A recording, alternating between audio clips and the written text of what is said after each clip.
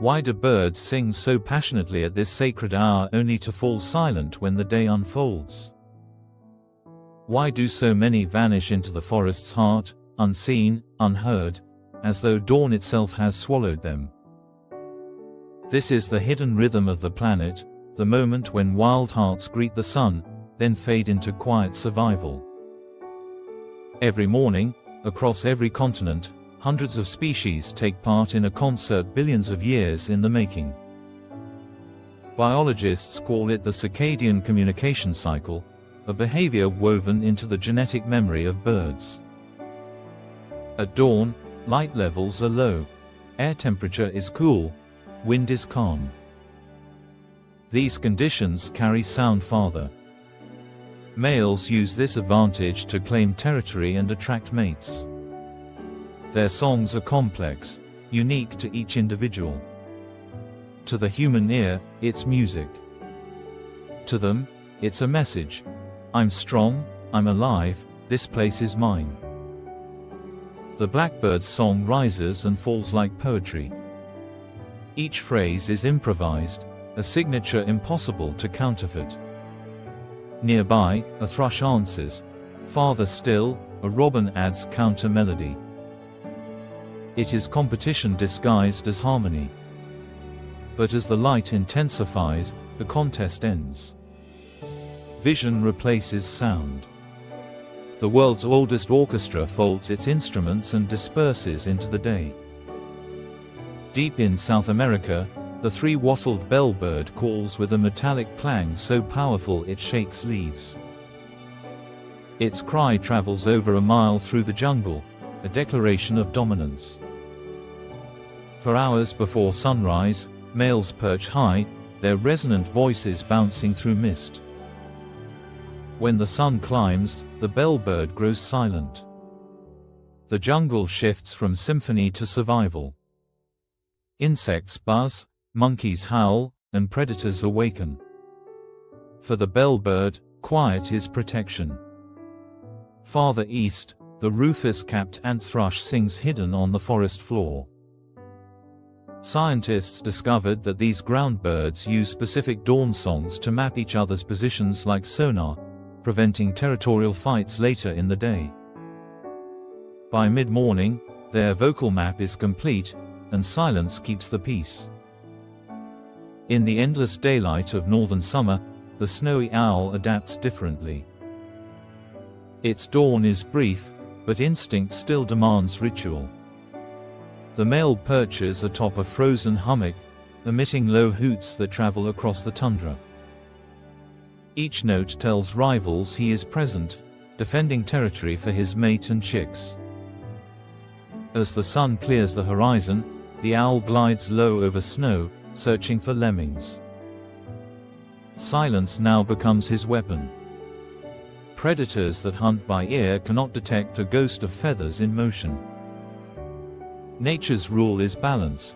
Sing when the light is gentle, hunt when it grows strong. Few performers rival Australia's superb lyrebird. At dawn, it stands on a mossy log, tail fanned like silver strings.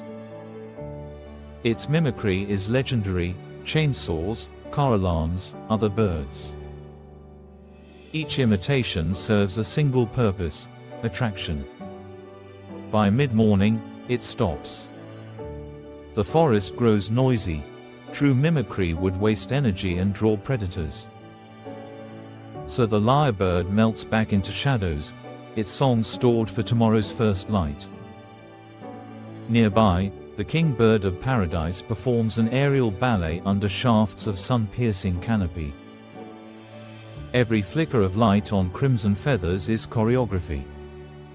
These displays must occur when dawn light is soft enough to reveal color yet dim enough to hide movement from hawks. The margin lasts minutes. Miss it, and the show is postponed until another day. Even in harsh deserts, the dawn chorus thrives. The lark, master of open landscapes, begins singing before sunrise, climbing into cool air currents. Sound here travels farther than anywhere else. But once the sun blazes, temperatures rise quickly, and the lark's fragile wings risk dehydration. By 8 a.m., silence reigns.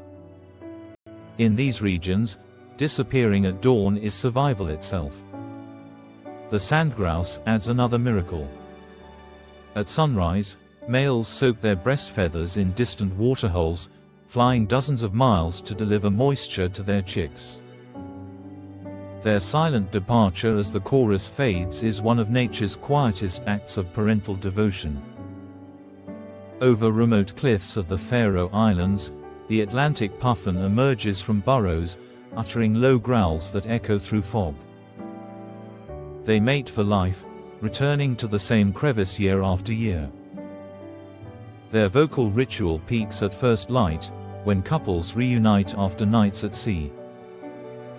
Then, as fishing begins, they vanish into waves, silent, focused, driven.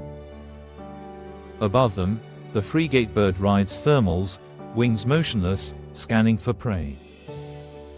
Even this master of sky observes the rhythm: display during calm dawn air, hunt when thermals strengthen. The lilac-breasted roller greets sunrise with acrobatic dives, each roll punctuated by a harsh call. It is both performance and proclamation. When day heat builds, it retreats to shade, plumage glowing like gemstone in stillness. Nearby, the southern ground hornbill booms through valleys, a bass note in nature's choir. These deep calls can travel 6 kilometers. They mark family territories, synchronizing group hunts. Once the herd animals stir, the hornbills fall silent, blending into rhythm of the savanna. At nearly 4,000 meters, air is thin and sound fragile, yet the Himalayan monal, Nepal's national bird, sings boldly at dawn. Its iridescent plumage flashes like stained glass. The call carries across valleys, awakening echoes. By full light, the monal descends to forage among rhododendrons. Hawks patrol the upper thermals, song would betray position. Its daily silence is strategy, a dialogue between survival and splendor. Even amid skyscrapers, the chorus survives. Robins and sparrows have adapted to artificial light, beginning earlier than their rural cousins. Researchers at the University of Sheffield found that streetlights advance the dawn song by up to 30 minutes, creating a new, human-altered rhythm. Yet when traffic roars, songs stop. Birds now must time their music between bursts of noise pollution, an evolving duet of nature and machine. Across cultures, people have long heard divinity in birdsong. Native Americans call dawn the hour of voices. In India, the koel's early call marks renewal. In Japan, the iguisu heralds enlightenment. The pattern is universal. Birds open the day, humans answer with gratitude. Modern psychology echoes ancient belief. Exposure to natural soundscapes at sunrise reduces stress hormones by nearly 30%. Our bodies remember what civilization forgets: the planet breathes in rhythm with wings. By late morning, the forest hushes. Predators hunt. Chicks beg quietly. The brilliant chorus dissolves into faint murmurs, rustle of feathers, peck of beak on bark.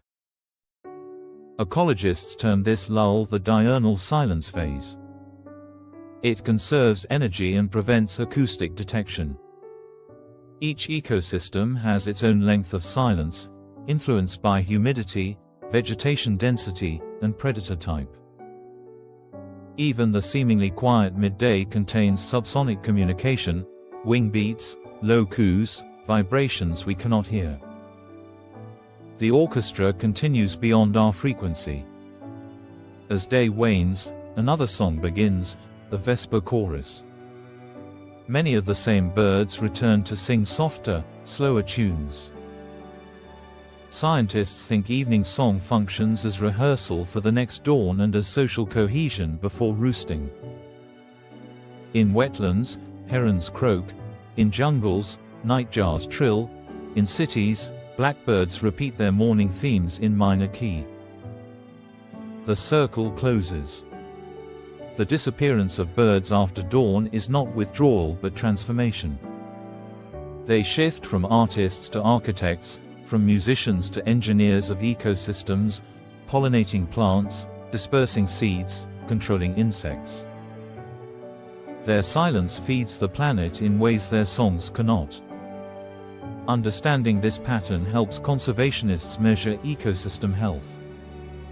Declines in dawn chorus intensity often signal habitat loss. Protecting the morning singers protects entire forests. Each morning, as the sun lifts, an ancient ritual repeats. The world awakens, sings, then falls into silence. We rush past it, chasing clocks, forgetting that life begins not with noise but with melody. To listen is to belong.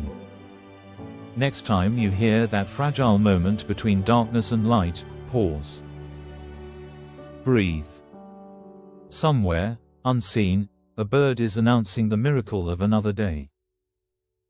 And when the chorus fades, remember, the symphony continues, carried on wings beyond sight, echoing forever in the rhythm of the earth.